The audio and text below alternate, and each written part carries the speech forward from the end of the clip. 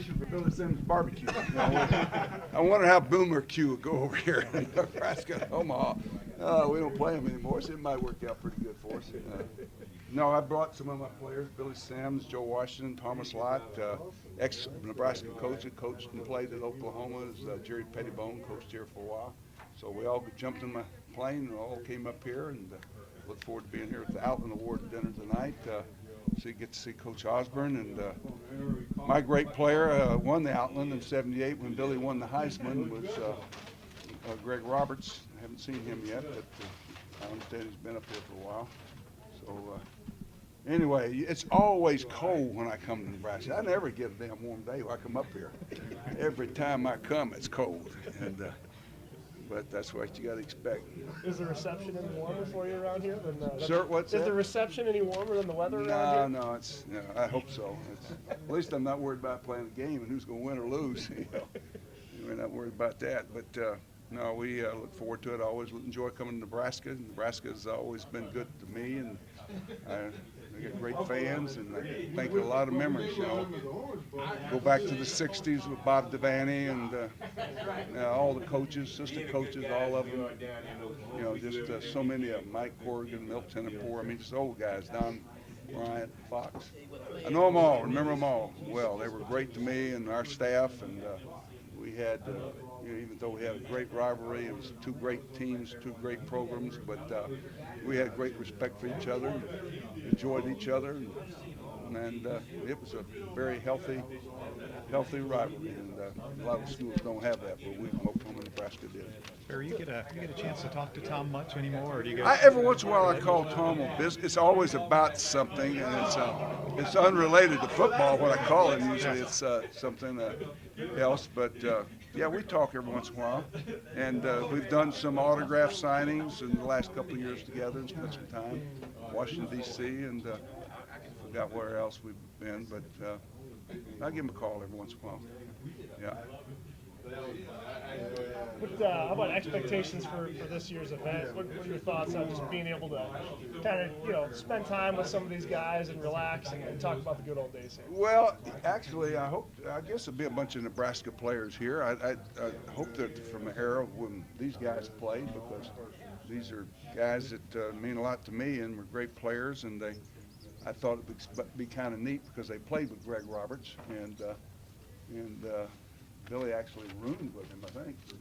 Roomed with Greg when he was at when he was there. But anyway, so we thought it'd be neat to bring these guys up. They all played together. Honor Greg. Barry, I've read this before, but you guys, a lot of these guys have a kind of a still brotherhood or still get together a lot. Is that meant a lot to you to stay in touch with guys? Yeah, from that I era? stay in touch with all my guys. I really do. I mean, whether it's 70s or 80s or 60s or whatever.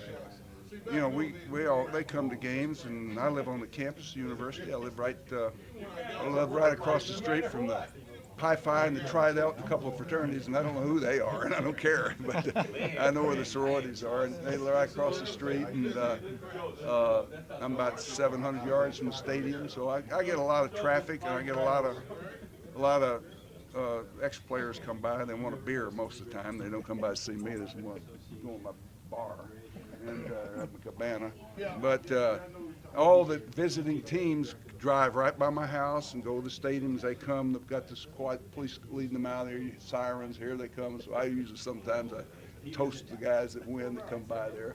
Bill Snyder, I'm standing out there when Bill comes by and toast to him. He waves at me. But no, it's kind of neat to see all those guys every once in a while.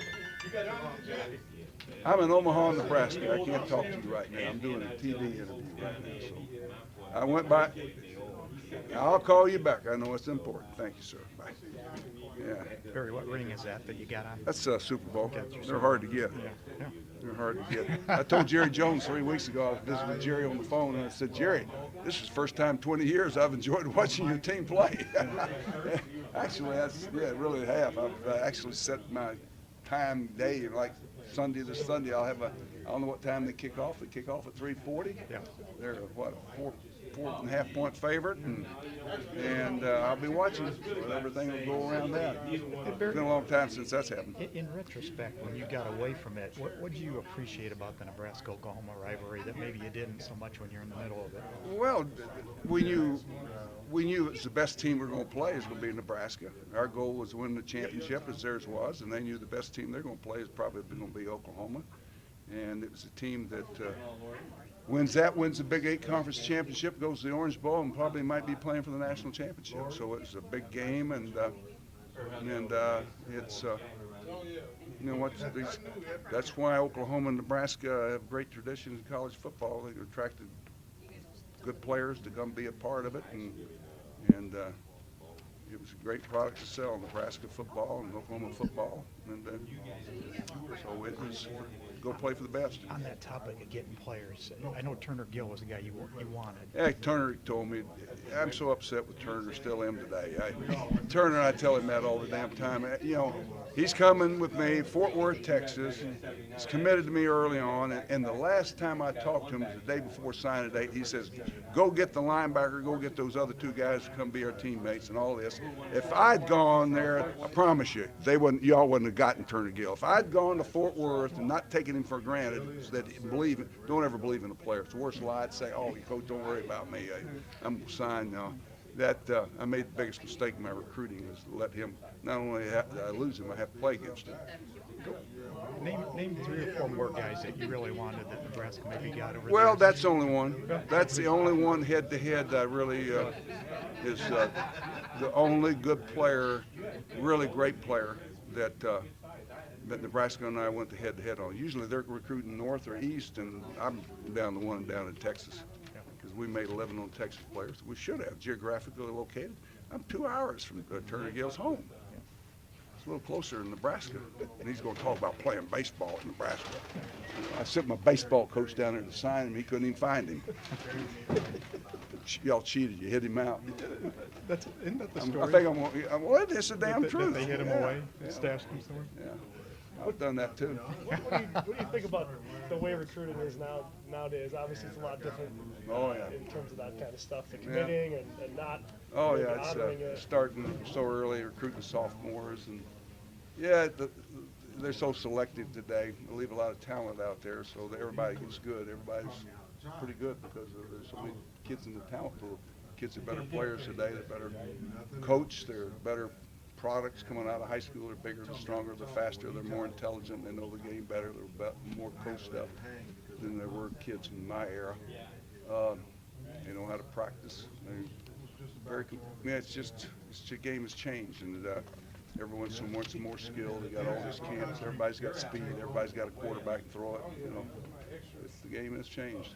Barry, was it a little almost flattering when Tom started recruiting quarterbacks like you did? Well, I'm going to tell you something. He went 60-3 the last 5 years, won 3 national championships when he started running the option, along with that great north-south running game he had. That was the difference. I've always said the playbook of the 90s that he had would work today. You can win doing what? Because if you have a great rushing team, north-south rushing team, great split in attack, great tight end attack out of the I formation, and they have the ability to run the option attack the perimeter, both the defenses, both sides of the ball, then hey, you've got a great football playbook. When he started doing around Turner's time, did you take note of that he was starting to, instead of throwing it as much? Well, it took Frazier. He really went with Frazier. When he got Frazier, they really went to work with the options. And they started using a lot of our 3-back principle, blocking schemes. They did it with different people, but they used a lot of our wishbone elements to help them run the option on the perimeter.